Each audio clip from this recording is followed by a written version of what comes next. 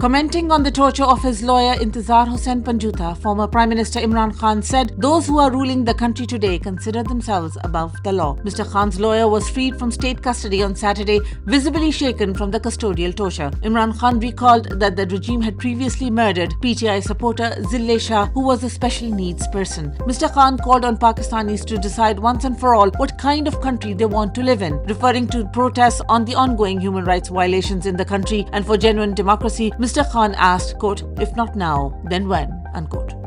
Illegally incarcerated former Pakistani Prime Minister Imran Khan is being mentally tortured in the Diyala jail in Rawalpindi, Khan's sister Alima alleged on Monday. Alima Khan, sister of PTI Imran Khan, said that her brother has not faced physical torture but has endured mental torment. Speaking to the media outside a Diyala jail with Imran Khan's lawyer Salman Akram Raja, Alima shared that Dr. Asim Yusuf, Imran Khan's personal physician, had finally been allowed to examine him and found the former Prime Minister stable, though he had visibly lost body mass. Quote, "They may not have been physical torture, but the mental pressure is clear," unquote. Last month, Mr. Khan was held incommunicado for weeks, placed in a death cell in isolation for over 22 and a half hours a day while being deprived of electricity.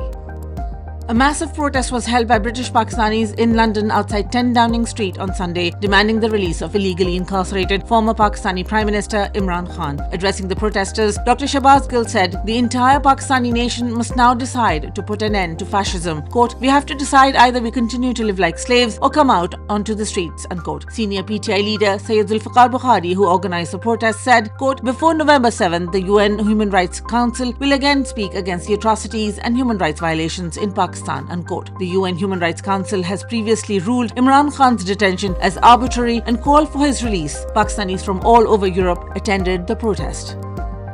In what many are calling the most consequential election in decades, Americans are set to go to polls to elect their next president in less than 24 hours. This year, election experts expect voter turnout to be robust, with Americans eager to make their voices heard in what will probably be a very close contest between Kamala Harris and Donald Trump. Trump and Harris have continued their blitz across key swing states such as Georgia, Michigan, and North Carolina as they press for any possible advantage in the closing days of the campaign. While inflation and immigration issues are important for Americans, globally the election is also being watched closely. The newly elected president will have to quickly form a policy on occupational Israeli genocidal campaign in Gaza, the war in Ukraine, and address human rights violations in countries of strategic importance like Pakistan.